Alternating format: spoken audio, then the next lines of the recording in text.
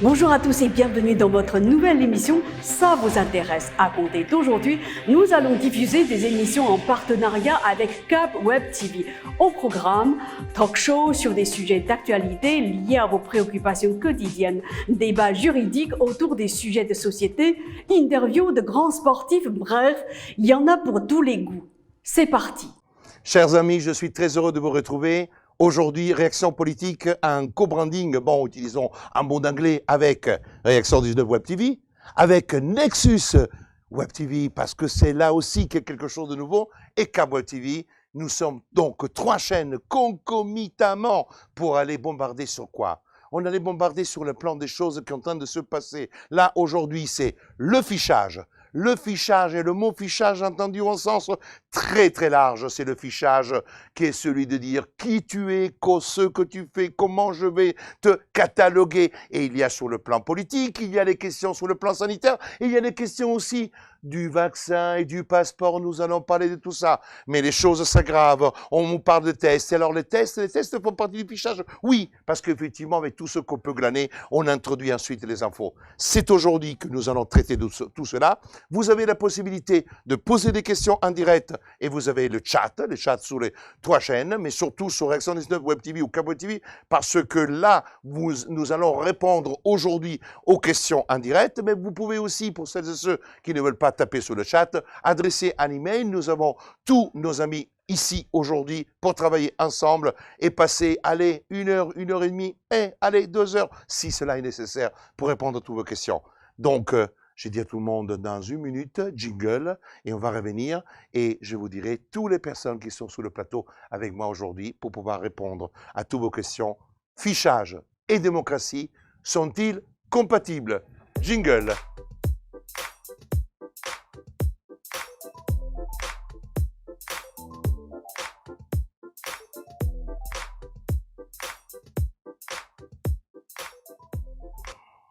Chers amis, de retour sur le plateau de Cap Web TV et aussi de Réaction 19 Web TV et maintenant, aujourd'hui aussi, de Nexus. Sur le plateau avec moi, d'abord, place aux femmes. Déborah Blake, bonjour, chère Déborah.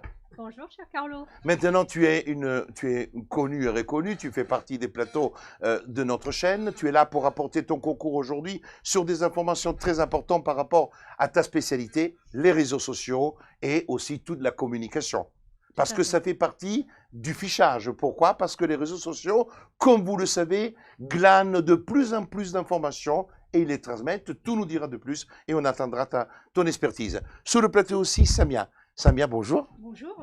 Tu es très belle aujourd'hui. Merci, Je ne dis pas que les autres jours tu ne l'es pas, mais aujourd'hui tu es particulièrement belle. Donc pour tous nos amis et là, qui sont là, c'est important de le dire, effectivement. Et tu vas t'occuper avec Walid, qu'on va présenter après. Je m'occupe déjà, j'ai déjà une foulée de questions. Je le vois, je le vois. Tu es débordé. Donc Samia, pour apporter les questions, son regard sera porté plutôt sur les emails, mais il suivra du fait qu'il y a de nombreuses questions dans le chat avec Walid Dormala, que maintenant vous connaissez, c'est l'animateur principal de Cap Web TV. C'est celui maintenant qui porte sous le dos Cap Web TV et qui partage avec moi aujourd'hui pour les questions et le chat. Nous avons le coprésident de Réaction 19, coprésident, il est président aussi parce que ça veut dire que nous sommes 2 présidents. Ricardo Mereo, merci d'être là. Bonjour Carlo, bonjour à tous et à toutes. Voilà, vous le connaissez, c'est un ingénieur, donc il n'a rien à voir avec des avocats. Après, les ingénieurs, moi, je les aime pas trop. C'est pas grave, mais c'est ça mon opinion personnelle. J'aime pas trop mon coprésident. Donc, on n'a pas toujours les mêmes idées. Eh bien, maintenant, j'ai eu le plaisir de vous annoncer la présence d'un... Moi, je le dis, c'est un ami. Parce que même si on ne se connaît pas physiquement, on n'a jamais eu l'occasion, je partage avec lui beaucoup d'écrits, je lis énormément des choses qu'il écrit. C'est Alain Tortosa qui est avec nous par Skype. Bonjour Alain. Bonjour Carlo, merci de m'avoir invité. Ben, je t'ai invité parce que tu écris magnifiquement bien, parce que tu es un monsieur qui a plein d'idées, que je sais très bien comment tu es attaché à la démocratie, à la liberté. Je connais tes écrits et aujourd'hui tu vas nous apporter, ça sera quasiment l'opinion littéraire, l'opinion d'un écrivain, l'opinion de quelqu'un. Et aujourd'hui tu es là pour parler effectivement de l'information, tu es là pour parler du fichage, de parler de ce que tu as pu constater de cette évolution depuis des mois dans le cadre de notre démocratie. Et je sais que cela t'interpelle te fait réagir et ta plume ne cesse d'écrire des nouvelles, je dirais, je dirais quasiment pas des romans, mais des nouvelles qui apportent du baume au cœur.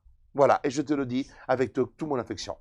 Premier thème aujourd'hui, on attaque tout de suite, chers amis, c'est la question du fichage. Alors, le fichage, le premier des fichages que nous allons traiter aujourd'hui, c'est un décret, c'est le décret du 2 décembre 2020. Alors, ce décret est passé un tout petit peu comme une lettre à la poste, parce que c'est un décret. Si c'était une loi, il y aurait eu certainement de grandes discussions au sein de l'enceinte parlementaire, mais les décrets sont faits en catimini et ne sont pas discutés. On les connaît quand ils apparaissent au grand jour, quand ils sont publiés. Et ce décret, c'est le décret qui a bouleversé complètement, mais qui a aggravé la captation des informations concernant les problèmes liés aux personnes, et là il y a un élargissement qui fait peur, les personnes qui portent atteinte à la sécurité. Ça veut dire, c'est de glaner pour l'État le maximum d'informations. Bon, on savait l'existence des fiches S. Les fiches S, effectivement, c'est le fichage des personnes qui sont connues pour être des terroristes ou des personnes qui peuvent, dans leur activité, le devenir. Et donc, ces fiches S sont des personnes qui sont particulièrement dangereuses pour la République et l'État en matière notamment religieuse. Et nous connaissions le fameux fichier Edwige, qui était un fichier de la police, qui déjà, c'était en 2008, en tollé, on avait bloqué les informations, et là, on a fait rentrer par la fenêtre ce qu'on avait sorti par la porte.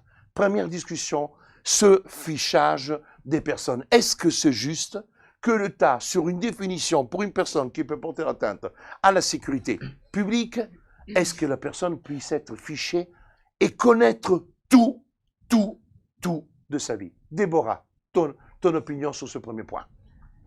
Déjà, je pense qu'il faut bien définir ce qui est un danger pour les gens, parce que là aussi, ça peut être très subjectif. Donc, si on part d'une base qui est un peu erronée, on va ficher des gens pour des raisons erronées. Donc, qu'est-ce qui est un danger public? Parce que est-ce qu'une opinion propre à une personne devient un danger public, par exemple, parce qu'on est fiché, on va parler plus tard des réseaux sociaux, où on s'affiche tel qu'on s'imagine, on affiche ses opinions, etc. Mais si on va commencer à ficher quelqu'un et mettre l'étiquette que c'est un danger public, il faut avoir une base qui correspond vraiment à un danger public.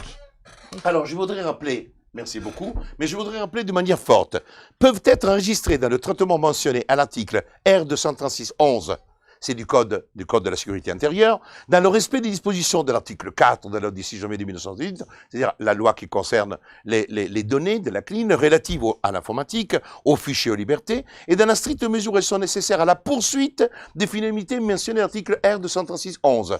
Donc ça veut dire les personnes qui peuvent, c'est le cas qui est cité précédemment, au premier alinéa, les mots, les informations qui concernent les personnes sont les mots physico-morales ainsi que le groupement peuvent porter atteinte à la sécurité publique, sont ajoutés les mots ou à la sûreté de l'État. Et alors là, chers amis, la liste des informations, nom, prénom, alias, date de naissance, nationalité, signe physique particulier, photographie, document d'identité, origine géographique, coordonnées, numéro de téléphone, adresse postale, identification utilisée, pseudonyme, adresse et lieu fréquenté, situation familiale, formation et compétences, profession, emploi occupé, moyen de déplacement, moyen utilisé, situation au regard de l'argumentation d'entrée, éléments patrimoniaux, motif de l'enregistrement, activité susceptible de porter atteinte à la sécurité, activité publique, comportement et habitudes de vie, déplacement, réseaux sociaux, pratiques sportives, pratiques et comportements religieux, facteurs de dangerosité, liens avec des groupes extrémistes, éléments aussi de radicalisation suivis, etc. Chers amis, c'est quelque chose d'énorme. Et là, on dit sécurité. Or, je pose une question parce que nous sommes en plein Covid et vous savez très bien qu'il y a un mot qui est utilisé, c'est le fameux complotisme. Et parmi les complotistes, je suis parfois placé à longueur de journée par certains qui font des articles ou des reportages disant voilà, Brouza, Trottin, Cruzy, les complotistes. Or, un complotiste, c'est quelqu'un qui est pour moi une injure, d'accord?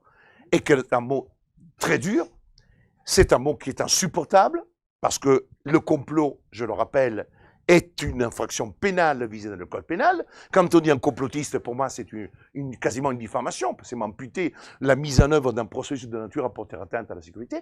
Donc, est-ce qu'aujourd'hui, quelqu'un et je pose la question, et je sais qu'il y a beaucoup de questions qui sont posées à ce niveau-là, est-ce qu'aujourd'hui, et là je me tourne d'abord du côté de mon président, est-ce qu'aujourd'hui, quelqu'un qui n'est pas dans la pensée unique, est-ce que quelqu'un qui a une opinion divergente par rapport à la Covid, peut-il être considéré comme quelqu'un qui peut porter atteinte à la sécurité et donc fiché dans le cadre de ces dispositions? Ricardo Mero. Tout est possible. Compte tenu de la dérive que nous vivons de projets de loi passés, comme tu l'as dit, en catimini le 22 décembre, on ne sait pas qui pourrait être catégorisé dans la liste de fichiers de personnes dangereuses. Donc, je voulais juste... J'ai appris dans toute cette histoire une petite différence entre complotiste et comploteur. Les complotistes, c'est quelqu'un qui dénonce un complot. Un comploteur, c'est quelqu'un qui crée les complots. Et normalement, c'est les comploteurs. Et ce qui fait les complots, c'est un petit groupe de personnes ou d'organisations qui, les complotistes, cherchent à dénoncer. Donc, en effet, dire complotiste à tous ces gens de la presse, tout ce qui essaie d'avoir une opinion différente c'est ce qu'on appelle un peu la propagande, c'est même impropre parce que c'est pas un petit groupe de personnes et d'organisations qui aujourd'hui sont en train d'essayer d'imposer une société qui ne trouve pas tout le monde d'accord. Voilà. Je voudrais poser la question à Alain, parce que je sais que tu as réfléchi beaucoup sur ces questions, et notamment sur le traitement même insultant du terme complotiste des personnes qui ne sont pas navigatrices. J'aimerais avoir dès maintenant ton opinion, ta position par rapport au ressenti que tu as dans le cadre de cette dérive sur disons, le recollement des informations que l'État est en train d'entreprendre, et notamment cette notion de fichage dont j'ai l'impression qu'elle peut inclure beaucoup de monde, y compris celles et ceux qui ne sont pas d'accord dans la manière de gérer de l'État de la problématique de la Covid-19. Quelle est ton opinion, Alain? De toute façon, aujourd'hui, nous voyons bien qu'il y a une chasse aux sorcières sur tous les médias.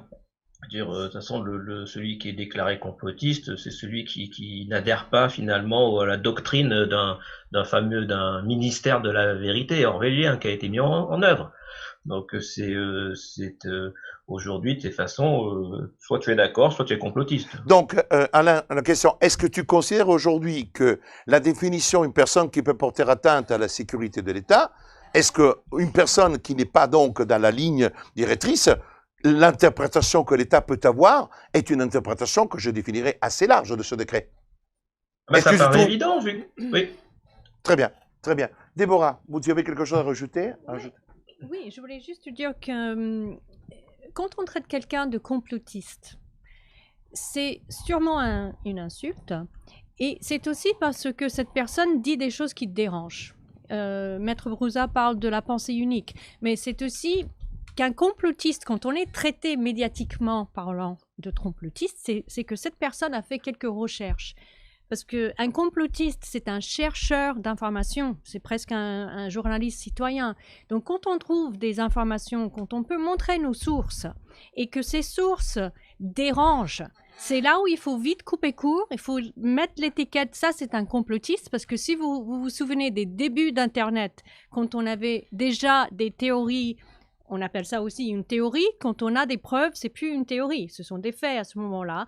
Il fallait vite couper court et dire que sur Internet, on trouvait de tout, des choses folles. Et des personnes qui pensaient aux choses folles, c'était traité de complotistes. Donc on avait vite donné au monde ce concept de quelqu'un qui cherche et qui trouve des informations qui sont vraies et vérifiables.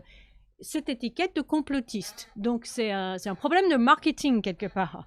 Merci. Dans le cadre du fichage, c'est une sorte de marketing de l'État par rapport aux personnes. Ricardo, tu avais quelque chose à ajouter? Oui, je veux ajouter une petite chose parce que déjà au mois d'avril 2020, le Conseil d'Europe a sorti un document qui s'appelle « Respecter la démocratie, l'état de droit et les droits de l'homme dans le cadre de la crise sanitaire du Covid-19 ». Une boîte à outils pour les États membres. Parmi les plusieurs choses qu'on on verra encore peut-être pendant l'émission, il y a un certain moment, pour autant, les communications officielles ne sauraient être le seul canal d'information sur la pandémie. Cela aboutirait à une censure et à la répression des préoccupations légitimes. Les journalistes, les médias, les professionnels de la santé, les militants de la société civile et les grands publics de manière générale doivent pouvoir critiquer les autorités et examiner la manière dont ceux-ci traitent la crise. Toute restriction préalable concernant certains sujets, des fermetures des supports médiatiques ou encore le blocage pur et simple de l'accès à des plateformes de communication en ligne doit faire l'objet de l'examen les plus attentifs et ne se justifie que dans les circonstances les plus exceptionnelles. La pandémie ne devrait pas servir de prétexte pour réduire au silence les lanceurs d'alerte. Ou les opposants politiques. La diffusion malveillante des informations peut être traitée par des sanctions a posteriori et par des campagnes d'information des pouvoirs publics. Les États devraient travailler avec des plateformes en ligne et les médias pour éviter que l'opinion publique ne soit manipulée. Et voilà. Il est clair qu'aujourd'hui, chers amis, après on prendra les questions, il est clair qu'aujourd'hui, quand on prend les mesures qui sont prises sur le fichage des personnes, quand on prend la loi sécurité globale, dont je rappelle qu'elle n'a pas du tout été abrogée, la loi a été votée, il y a une grande discussion sur l'article 24, mais dans le cadre de cette loi, vous avez aussi toutes les questions relatives aux drones, aux captations d'images et le fichage des personnes pendant les manifestations, à quelque niveau que ce soit. Dans le cadre de la loi sécurité globale, il ne s'agit pas de captation d'images pour des manifestations faites par des fichesses. Ça veut dire que n'importe quelle manifestation, et on me dira que c'est une question de sécurité publique parce que le langage est celui-là. Donc aujourd'hui, nous avons une tentative de la part de l'État d'indiguer à travers le mécanisme du fichage toute possibilité donnée à une quelconque opposition de pouvoir s'exprimer. Parce qu'à travers le fichage, on connaît les personnes, on peut mettre en œuvre les moyens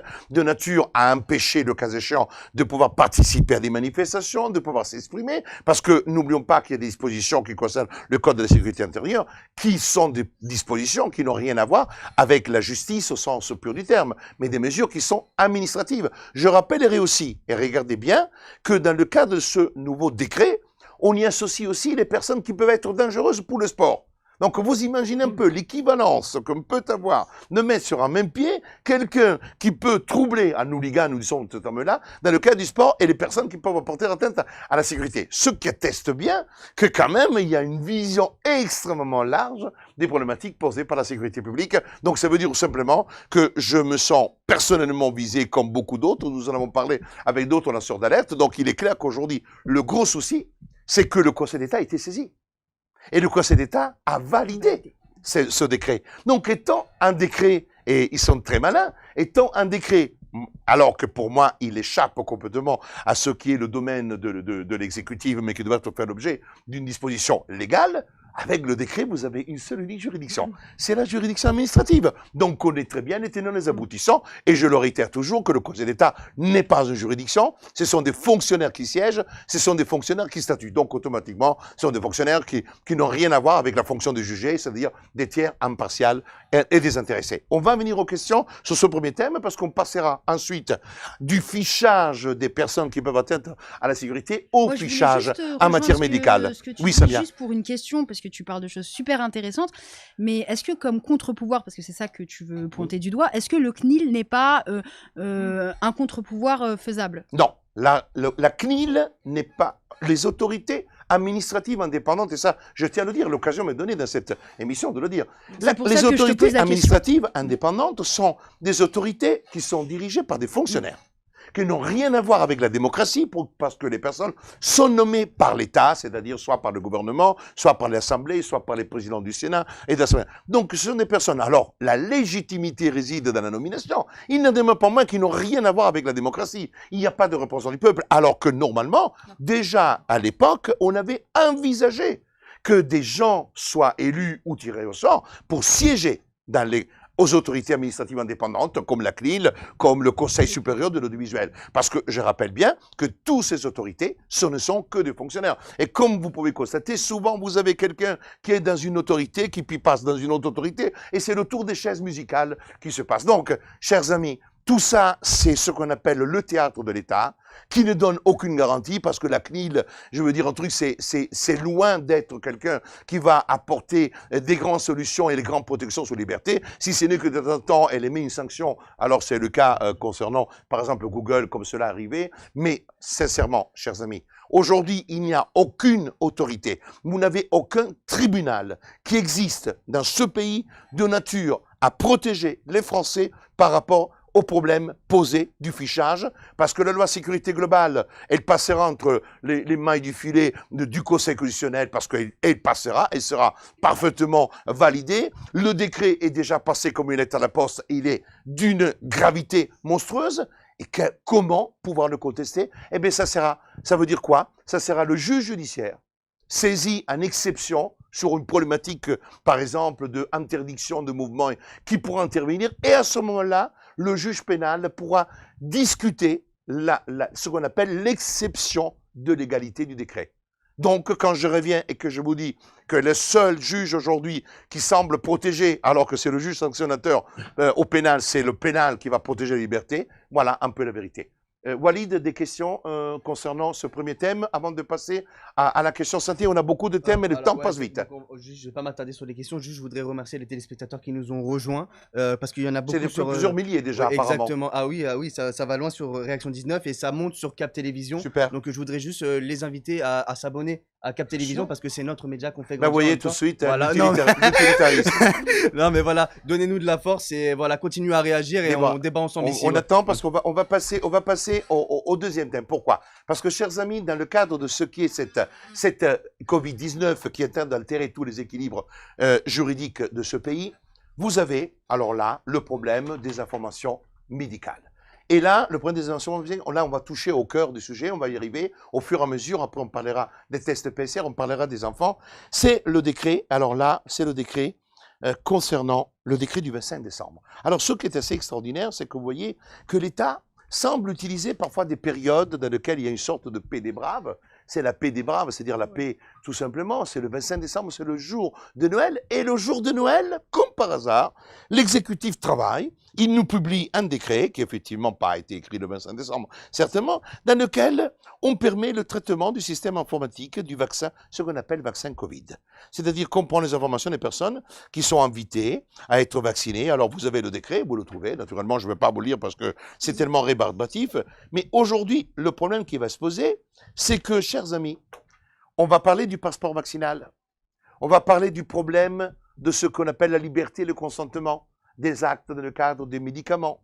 Mais on commence déjà le 25, la première chose que l'on fait, c'est de mettre en place tout de suite un fichier qui permettra de récolter l'ensemble des informations et auxquelles vous ne pourrez plus vous y opposer. Ça veut dire que quand vous êtes vacciné et que vous avez accepté, ces informations sont récoltées, sont mémorisées, gardées pendant 10 ans et vous ne pouvez plus vous y opposer.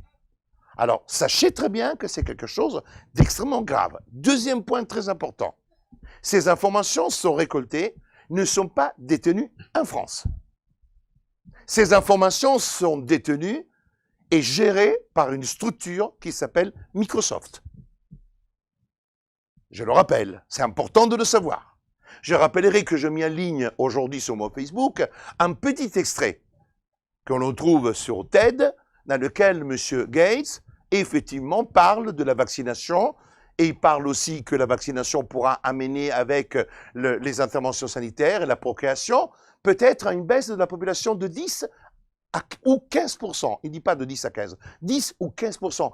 Une baisse de population dans le monde. Je vous rappellerai tout simplement que M. Bill Gates est quelqu'un qui finance avec sa fondation à hauteur de 11,8% l'OMS. Que 12,18% c'est versé par l'Allemagne. Ça veut dire tout simplement que vous avez les mêmes acteurs qui sont là et qui tournent autour entre ce qu'on appelle la question de l'information et la question de la santé. Et que santé et information semblent vraiment intéresser les plus grands de ce monde. Et la démonstration est que si effectivement les vaccins sont pratiqués aux 4 milliards, 5 milliards, parce qu'on exclut quelques enfants, mais parlons de 4 ou 5 milliards, vous imaginez l'opération.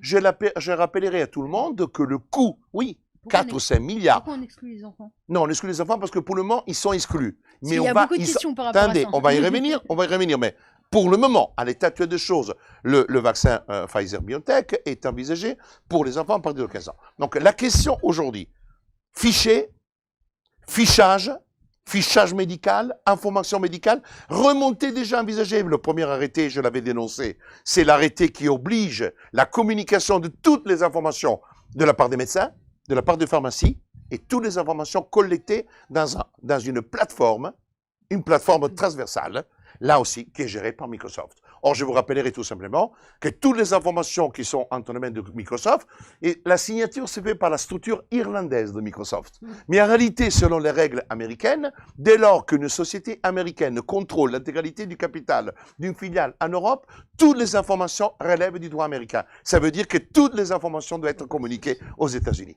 Donc, chers amis, aujourd'hui, si quelqu'un avait encore besoin d'avoir des explications supplémentaires et considérer que ce qui est en train de se passer là est normal, ça veut dire qu'en ce moment-là, nous n'avons plus rien à faire ici.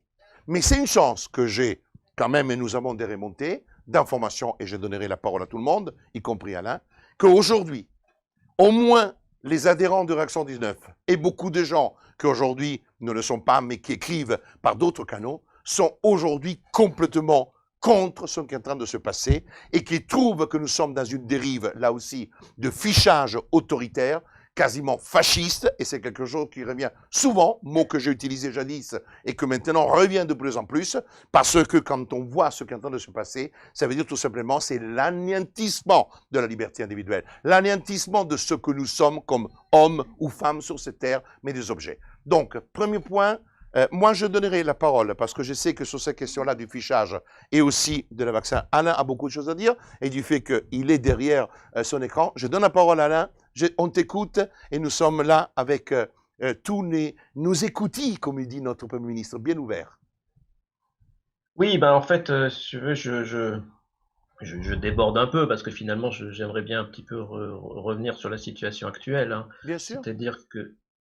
Pardon? Tu es libre, Alain. Tu es libre de parler avec ton cœur, de dire ce que tu veux. Même si tu fais un petit hors-sujet, je ne te sanctionnerai pas, tu n'auras pas une mauvaise note. Ah, c'est gentil, c'est gentil. Ben, j'espère. Hein. Non, en fait, si vous voulez, c'est depuis que tout ceci a commencé, au mois de mars, même si effectivement, j'étais conscient que la démocratie battait un peu de l'aile dans notre société, mais là, on a quand même battu tous les records. Hein. J'ai l'impression que de vivre dans une quatrième dimension, un cauchemar. Et au point que je me dis que j'ai tout inventé, que je vais me réveiller, ou alors que je dois arrêter de regarder Carlo Silvano, quoi. Mais en fait, je suis terrorisé, quoi. J'arrive pas à saisir, à comprendre comment finalement on a réussi à convaincre toute cette population de porter des masques. Uniquement parce qu'une autorité l'a demandé. Et là, donc l'autorité nous demande de nous vacciner, l'autorité va finalement récupérer toutes nos données pour en faire ce qu'elle veut. Et puis voilà, donc on a une population qui suit. Donc c'est-à-dire que finalement, c'est que ce qui est délirant, c'est à la fois qu'on est perdu, qu'on n'ait plus de parlement. Hein, voilà, il n'y a pas eu de débat sur le bien fondé de toutes ces mesures, les confinements, ces fichages, ces tests, ces masques, etc. Mais et le débat, de toute façon, qui n'aura pas lieu demain non plus pour savoir si on va finalement imposer un passeport vaccinal. Pour moi, c'est terrible, quoi. Et donc, Alain, tu as dit un mot qui me touche beaucoup, que je trouvais souvent dans les questions, terroriser. Toi, tu dis le mot terroriser parce que tu es terrorisé, parce que tu es un homme sensible, mais moi, je parle du mot terroriser, les gens ont peur. Comment tu ressens, toi, cette sensation de peur, parce que tu côtoies des parents, tu discutes avec des parents, tu as des enfants scolarisés, et j'aimerais vraiment que tu puisses dire à tout le monde et transmettre, parce que des fois, je le dis, et j'ai l'impression d'être un peu loin des fois, parce que moi, je le ressenti des écrits, de quelques appels téléphoniques, mais tu es dans la société, tu es avec eux, comme les personnes sur le plateau. Qu'est-ce que tu peux nous dire de ce mot qui est fort, terroriser? C'est-à-dire qu'on a réussi finalement à fermer l'esprit de tous les gens. C'est-à-dire que ils ont des personnes qui finalement que je côtoie, ou je pourrais hélas dire pour certaines je côtoyais, dont je ne doute pas de leur intelligence, n'ont plus accès finalement à la critique, au raisonnement. Et donc voilà, on se met finalement à gober, à boire finalement toute cette terreur qui nous est balancée tous les jours depuis des mois, et on en arrive finalement, on en arrive à avoir peur, c'est-à-dire que voilà, il y a des gens qui aujourd'hui ont peur de mourir, tout simplement. Voilà, c'est que, mais ils ont même plus, si vous voulez, cette capacité à se poser les questions, et on en revient finalement aussi un petit peu au sujet précédent, c'est-à-dire que le mot complotiste, c'est pas un hasard, c'est-à-dire que le mot complotiste, c'est le mot qui dédouane. Si toi tu es un complotiste, donc je suis dédouané, j'ai pas à t'écouter. J'ai pas besoin de t'écouter parce que de toute façon tu es là pour me manipuler. Et donc le complotiste est assimilé finalement à une forme de pervers narcissique avec qui il faut surtout pas rentrer en communication parce que il va finir par me rouler et puis il va finir par me convaincre que cette épidémie elle est peut-être pas terrible et que peut-être que je vais pas mourir alors qu'en réalité c'est un fléau terrible et que nous allons tous y passer. C'est très intéressant ce que tu dis, et moi je sais dans tes écrits que tu mets souvent en balance ton besoin de vérité, et tu as l'impression vraiment que tu cognes contre un mur. Et qu'effectivement, ce mur, ce n'est pas le mur du peuple en tant que tel, mais c'est que même autour de toi, avec qui tu partages, etc., les gens avec qui que tu côtoyais, tu sembles aujourd'hui constater que même des gens qui avaient une forme d'indépendance intellectuelle ou même mentale ne l'ont plus. Ça veut dire que tu considères quoi? Que la peur, c'est une peur qui a été générée aussi par une forme de propagande? Est-ce que nous sommes en présence, quoi? Est-ce que c'est que l'État ou que l'État utilise aussi les moyens de communication? Parce que c'est quelque chose qui fait partie de l'information pour pouvoir diriger la tête des gens. Quelle est ta position à ce niveau-là? Pour moi, aujourd'hui, il n'y a plus de médias. Les médias ne sont que des porte-paroles. Je veux dire, il n'y a plus aucun travail, à part évidemment quelques rares journaux comme par exemple France Soir. Mais je veux dire, aujourd'hui, ils ne font que répéter une parole. Voilà, et je veux dire, si vous voulez savoir ce qui va se passer demain, moi je vous conseille d'écouter BFM. Hein, vous saurez quelles sont les prochaines décisions du gouvernement. Je crois, si vous voulez, qu'on n'est même plus au stade où, si vous voulez, où finalement on peut plus discuter avec quelqu'un, on peut pas argumenter, mais parce que finalement, surtout ne m'en parle pas, surtout comme s'il y avait surtout ne me réveille pas. Parce que si tu me réveilles, il va peut-être falloir que je prenne des décisions, il va peut-être falloir que je décide d'agir, que je sais pas si je dois descendre dans la rue ou je ne sais pas, mais surtout laisse-moi dans cette illusion du mensonge, laisse-moi croire à quelque chose que finalement au fond je suis pas certain de croire. C'est dramatique ce que tu dis, et c'est bien que tu le dises aussi parce que je le répète aussi un peu à longueur de journée. Et là, tu viens de confirmer ce qui est un ressenti terrible. La difficulté que nous avons vraiment à pouvoir, même si on met des pièces, on met des documents, on met des choses, on met des preuves sous le nez, il y a toujours un doute et même les gens vont plus loin parce qu'effectivement sortir de la zone de confort que nous sommes depuis des années en faisant croire que nous sommes dans une magnifique démocratie, que nous sommes dans un régime sublime et que la France c'est le pays de l'homme, et de comprendre que peut-être c'est pas ça que nous sommes en train de vivre, les gens ont peur de sortir de leur zone de confort et de réfléchir. C'est comme si au fond tout va bien, je suis une petite pièce de l'État et je l'accepte dans toute sa dimension. Merci beaucoup Alain. On va poser des questions avant qu'on revienne avec Ricardo Deborah. Je peux peut-être rajouter quelque chose? Oui, bien sûr Alain, bien sûr. Oui, en fait, cette année, ce qui est terrible, c'est que non seulement on assiste d'une certaine façon au décès des droits de l'homme, mais on assiste aussi au décès de la science. C'est-à-dire que aujourd'hui, le fait scientifique n'est plus du domaine de la démonstration ou de l'étude. Le fait scientifique devient une opinion.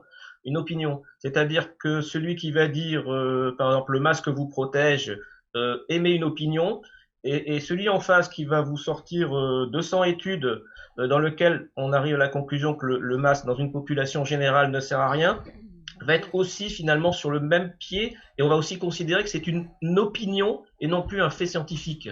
C'est très intéressant parce que c'est là aussi une bataille que nous livrons, parce que même nous, en tant que Réaction 19, tu le sais, on travaille sur des pièces et des documents, et que souvent, j'étais confronté même sur des plateaux télé à des médecins qu'au lieu de me parler de science, alors que moi, je tentais de parler de science, ils me répondaient en opinion. Ça veut dire que là, c'est comme si nous étions face à une forme de théologie de la santé, théologie de la pensée, parce que dans la théologie, on ne discute pas. La Vierge a mis au monde Jésus, et il faut y croire parce que c'est qu'on qu'on appelle une option de foi qu'il faut admettre. Des questions valides tout de suite parce que Alors, je veux vraiment qu'on utilise les émissions comme ça pour interagir et répondre au maximum de questions et pas être nous seulement à débattre, même si les choses qu'Alain dit, on pourrait les écouter pendant des heures. Pendant des heures, c'est sûr. Alors, on nous demande pourquoi l'armée ne réagit pas face au gouvernement. Mais l'armée ne peut pas réagir face au gouvernement, parce que si l'armée devait réagir face au gouvernement, c'est une situation de révolution. L'armée, elle est au service du gouvernement. Je rappellerai que le président de la République est le chef des armées et que la construction de la Ve République, de la Constitution de 1958, crée un régime quasiment monarchique dans lequel le président, élu au suffrage universel, il est le chef de l'État et le chef des armées. Donc, il détient les clés pour faire rouler la machine et de conduire la machine et de décider quand la mettre en route et pas. On nous dit aussi qu'on est tellement nombreux et pourquoi on ne peut pas porter plainte pour abus de pouvoir tout ensemble. Il y a le verrou qui est un verrou politique. N'oublions pas qu'il y a des cas où le président peut être poursuivi. Des cas où le président peut être poursuivi. Mais ce sont des cas extrêmement limités. Ce sont des crimes gravissimes qui sont commis quasiment en dehors de sa fonction et ça peut amener à la destitution. Mais sinon, nous sommes dans l'élection politique. La démocratie, c'est de protéger à travers l'élection celui qui était élu démocratiquement et qui exerce une fonction au sein de la République qui a été légitimée par le vote. Or, il est clair que cette personne ne peut pas être attaquée comme n'importe quel être humain. Ça s'appelle l'immunité présidentielle, comme il y a une forme d'immunité aussi des ministres qui ont un privilège des juridictions. Par exemple, c'est la Cour de justice de la République. Donc, à l'état actuel des choses, notre système ne place pas le président, le Premier ministre et les ministres au même niveau de quelques personnes lambda. Et ça, c'est un peu aussi normal. C'est pas parce qu'aujourd'hui, on n'est pas d'accord que tout le monde doit être mis sous procès. La question, c'est avant tout, selon moi, et c'est là que je dis que je ne suis des fois pas d'accord avec les gens qui veulent absolument tout judiciariser. Moi, en tant que président de Réaction 19, nous avons déposé la plainte pour les masques, la plainte pour les vaccins, nous allons déposer la plainte dans le cadre de l'affaire Remdesivir, et nous allons d'autres choses et d'autres choses. Mais on n'a pas 50 000 actions. Je ne passe pas à dire que le président doit être mis en prison.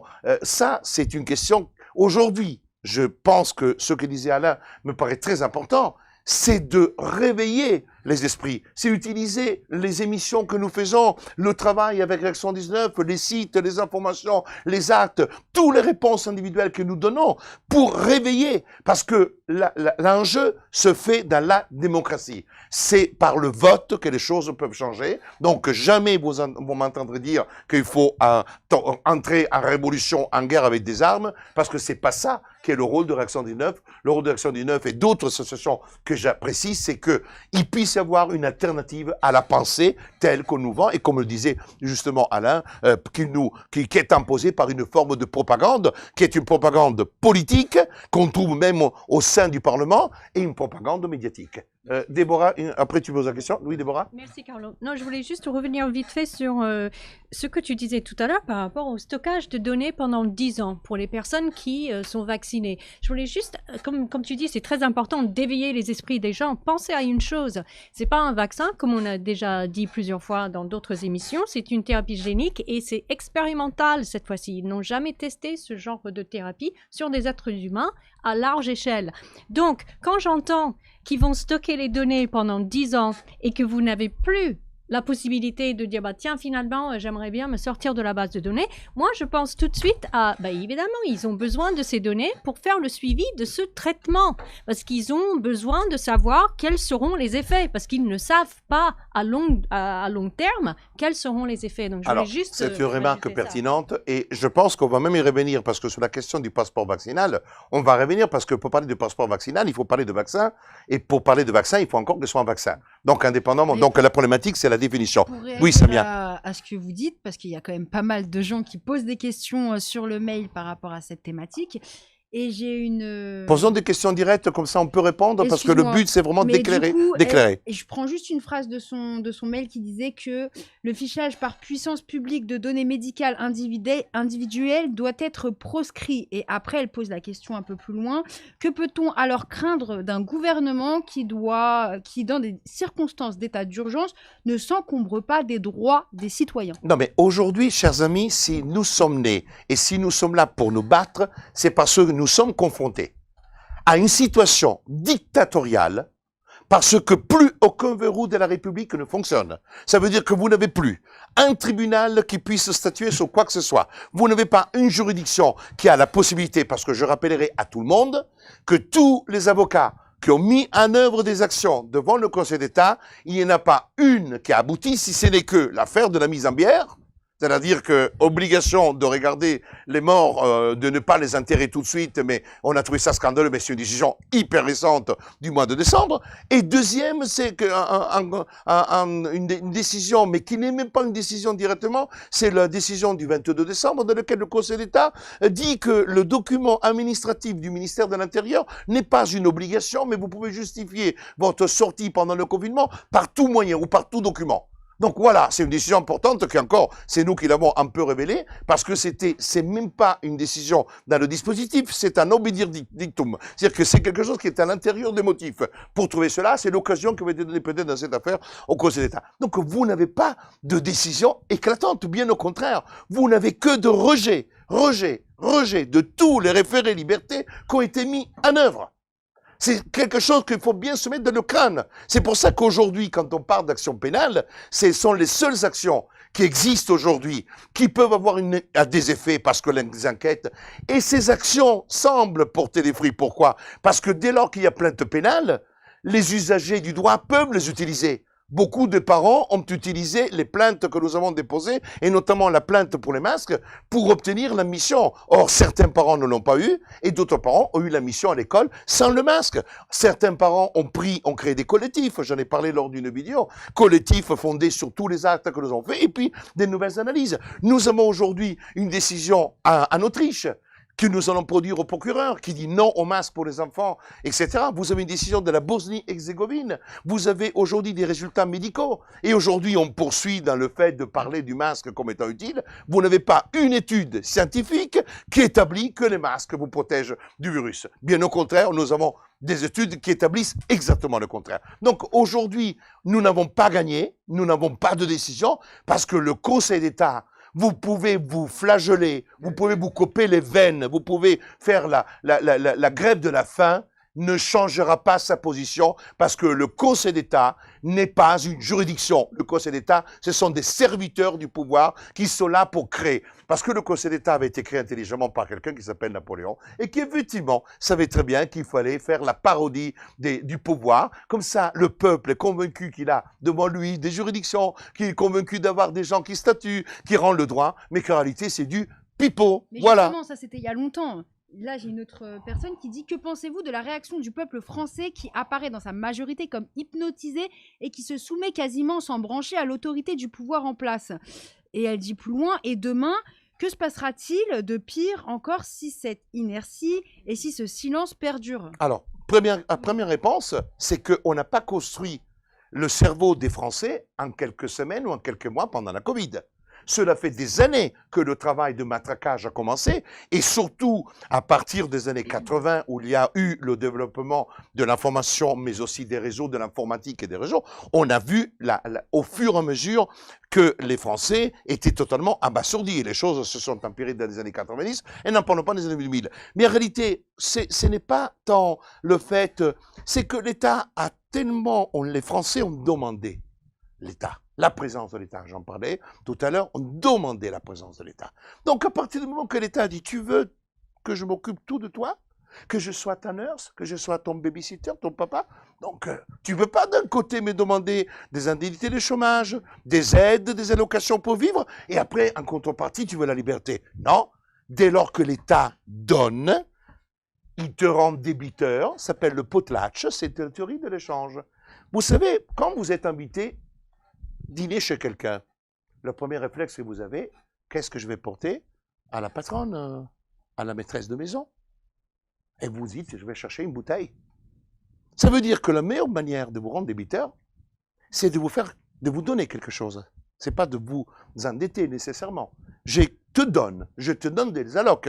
La démonstration est, pour répondre aux Français, que vous avez des millions et des millions de chômeurs, mais vous n'avez quasiment jamais une manifestation de chômeurs. Parce qu'un chômeur en France, maintenant peut-être les choses vont changer, mais jusqu'à là, les chômeurs se sont pas mis à protester contre le système. Parce que c'est un système qui, effectivement, évite toute protestation.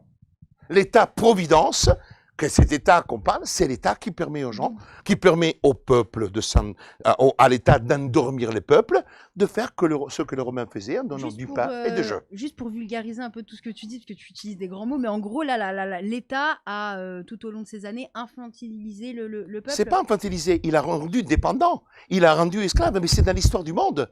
À Rome, on donnait du pain et des jeux, aujourd'hui, on donne des allocations et du Netflix.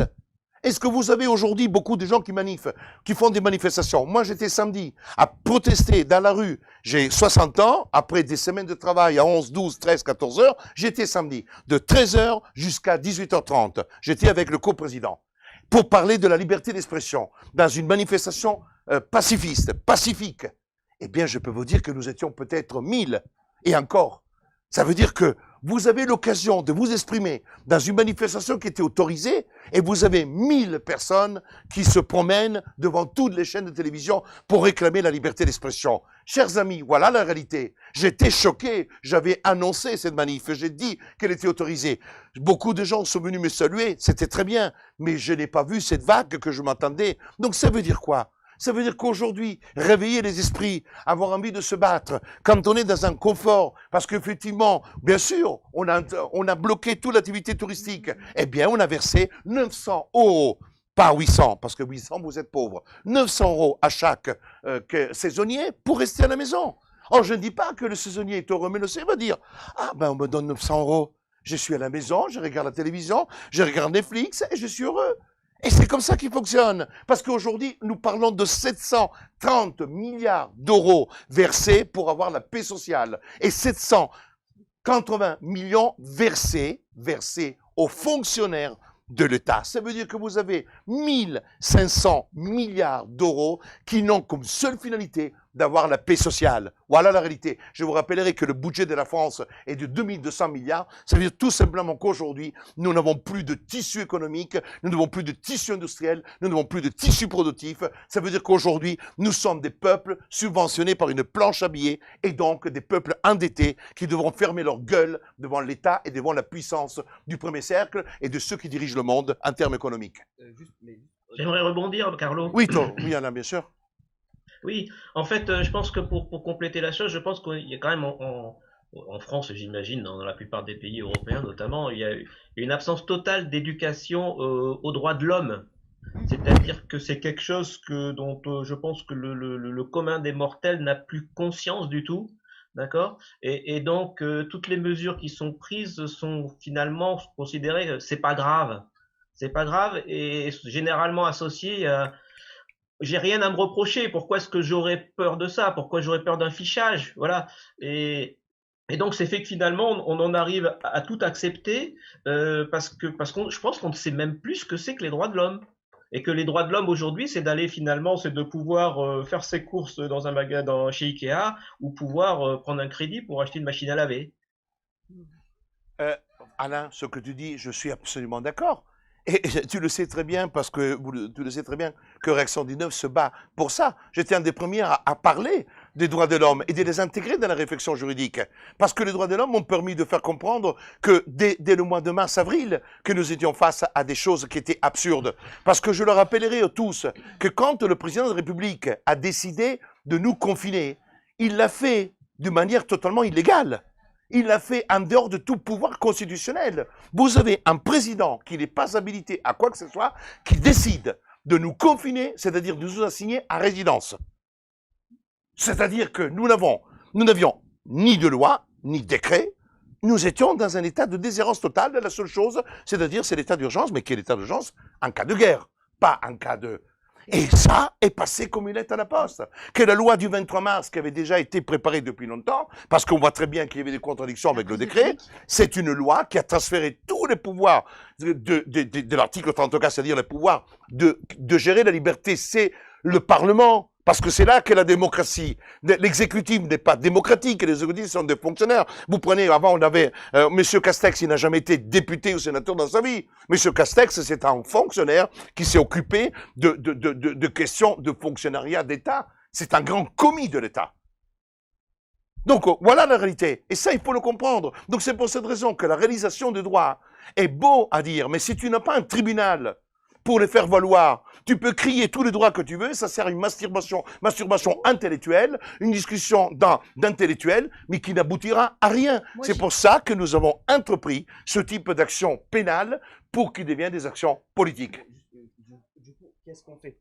Mais qu'est-ce qu'on fait? Ce que nous sommes... Qu'est-ce qu'on fait? Les seules choses que nous pouvons faire, c'est l'opposition, une opposition intellectuelle, faire comprendre, parce que quand vous vous taisez, quand je suis un des rares qui a le courage de s'exprimer, quand vous n'avez pas le courage d'adresser des emails, des courriers, bien sûr, vous l'avez fait par exemple en étant 10 000 aujourd'hui à vous associer à la plainte pour le vaccin, en étant 5 000. Eh bien, à un moment donné, il faudra avoir le courage d'adresser des emails et des courriers à vos députés, à vos sénateurs, à les bombarder, les harceler. C'est un moyen de faire tous les moyens qui permettent de faire comprendre votre position, c'est-à-dire que vous ne donnez plus votre consentement et vous considérez que ces gens-là n'ont plus la légitimité pour décider pour vous. Ça veut dire que le pas successif, c'est la désobéissance civile, l'oppression. À l'oppression. Juste dernière question, qu'est-ce qu'on risque si on ne se fait pas vacciner? À l'état actuel des choses. Alors, chers amis, là, on est en train de passer sur une question que j'ai déjà répétée, mais alors, pour dire que vraiment, il faut répéter les choses. Alors, premièrement, permettez-moi de vous dire, parce que ça, c'est vraiment le domaine, la notion de vaccin est une notion qui est fixée par la loi. Ça veut dire que même le décret qui est ici, qui parle de vaccin, c'est une connerie monumentale. Pourquoi? Parce qu'un vaccin, et ça, Déborah l'a dit tout à l'heure, et on fait cela parce qu'on a besoin d'avoir les effets, ce qu'on appelle du 4e niveau, parce que le 4e niveau dans un médicament, c'est les effets à long terme. Le 3e, ce sont les essais cliniques. Donc, un vaccin, c'est quoi? Un vaccin, c'est un médicament qui a pour finalité, avant tout, à travers une injection d'une partie inerte d'un virus, de provoquer les défenses immunitaires. Et de provoquer un deuxième effet, c'est écrit dans l'OMS et dans les travaux préparatoires des lois sur les vaccins, c'est la définition que j'ai énoncée à maintes reprises, et surtout d'empêcher la transmission. Voilà ce qu'on appelle un vaccin. Quand la loi de 2017, entrée en vigueur le 1er janvier, a imposé les 11 vaccins, ce sont vaccins classiques, inertes, qui ont pour finalité de promouvoir des anticorps et empêcher ensuite de réchèvre, parce que dès que vous n'avez plus de transmettre la maladie. Oui, mais je vais terminer, parce que c'est un point très important, parce que les gens doivent bien comprendre. Or, dans le droit des vaccinations dans le monde, on n'a jamais utilisé le système de l'ARN messager. Ça n'a jamais existé un vaccin qui trouve sa source dans l'ARN messager. Donc, premièrement, vous avez déjà une approche totalement nouvelle. Ça ne veut pas dire que médicalement ne puisse pas un jour produire cela. Pour le moment, on ne le sait pas. Pourquoi? Du fait qu'on n'a jamais utilisé l'ARN messager, il n'y a pas le recul pour savoir si effectivement ce médicament, et pas ce vaccin, est qualifiable de vaccin. C'est-à-dire qu'il produise les défenses immunitaires et qui produisent aussi, qui empêchent la transmission. Donc, le juriste qui est là, qui ne fait pas d'évaluation chimique du produit, parce que je n'ai pas mon rôle, dit que ce n'est pas un vaccin. Ça s'appelle un syllogisme. Ça veut dire tout simplement que c'est un médicament, et un médicament peut être mis sur le marché, mais un médicament ne peut pas être imposé. C'est ce qu'on appelle le serment d'Hippocrate pour le médecin, c'est celui de prescrire, de soigner, et le cas échéant, d'informer, de donner toutes les informations, et d'évaluer les risques, mais de ne pas imposer. Il faut laisser aux patients la liberté d'accepter ou de ne pas accepter ce médicament. Parce que nous sommes dans la prescription médicale. Nous ne sommes pas dans une loi qui a imposé à l'ensemble des Français, de 0 à 100 ans, l'obligation de recevoir ce produit que eux, ils appellent vaccin. Donc, je le réitère avec force, il n'y a, et je le mets par écrit, et je le répète encore, je vais le mettre sur le site, il n'y a aucune obligation imposée par une quelconque loi, par un quelconque décret, de se faire vacciner par l'État et par les médecins. Mais Carlo. Ok. Allez-y, je vous en prie. Allez-y. Alors, Alain, et après des questions, parce qu'on est là pour les questions. Oui, Carlo, en fait, le problème de l'acceptation, si tu veux, c'est que donc on est quand même dans une extorsion de cette acceptation parce que cette acceptation aujourd'hui, elle est le fruit de la peur, d'accord? C'est-à-dire Attendez, que tout ce... Alain, je c'est- suis d'accord qu'on peut avoir peur, mais c'est pas parce qu'on a peur. Moi, quand je parlais d'extorsion de consentement, et j'en ai parlé déjà dans ma plainte, c'est le chantage. Ça veut dire quoi? Ça veut dire que quand on vous dit, si vous n'êtes pas vacciné, vous ne pourrez plus rester dans un EHPAD, vous ne pourrez pas prendre un train. Une seconde, on va travailler et on va répondre à toutes les questions. On est là pour ça. C'est un point fondamental. Là, on fait perdre ce qu'on appelle l'autonomie du consentement. Pourquoi? Parce que tu me places dans une extorsion, dans un chantage. Donne-moi 10 000 livres, 10 000 francs, 10 000 euros, sinon je te mets une balle. C'est exactement ça. Mais justement, là, je te prends la parole parce que là, tu rebondis exactement. Mais il y a une centaine de mails qui ont J'écoute, été, posons les questions. par Oui. rapport à ça. Il y a pas mal, mais pas mal de parents qui se demandent par rapport déjà aux tests massifs. Non, pas le test, on en parlera après. Parlons du vaccin, parce qu'on est dans le prolongement du problème du fichage. Et si Et pour c'est revenir directement lié au fichage. au vaccin, et bah du coup, j'ai les mêmes questions pour souvent les enfants qui ont leurs parents dans les EHPAD et qui ne peuvent pas voir leurs parents parce que les administrations, comme tu as dit, leur font du chantage pour que leurs parents soient obligatoirement Alors, je vaccinés. peux vous dire une chose, chers amis. À un moment donné, il faut avoir du courage dans la vie. Premièrement, vous dénoncez. Parce qu'il s'agit, c'est un fait pénal. Je l'ai déjà dit, j'ai répondu à des gens qui m'avaient saisi, personnellement, qui ont écrit à travers Réaction 19, et nous avons répondu. Ça s'appelle chantage, extorsion. D'accord? Même mise en danger. Et certains ont réagi. D'autres ne font pas. S'ils sont des membres de l'association, ils peuvent questionner, nous avons une fiche contact et nous répondons. C'est ça la mutualisation du travail associatif. C'est pour ça que nous sommes là et nous avons des bénévoles, nous avons un président, moi-même, des avocats et des personnes pour répondre. Donc je répète, si il y a aujourd'hui un EHPAD, vous pouvez même, à ce moment-là je comprends, mais il faut avoir du courage. Moi, si ma mère était dans un EHPAD et qu'on me dit vous n'allez pas la voir parce que nous on veut la vacciner, moi je prends ma mère et je la retire de l'EHPAD.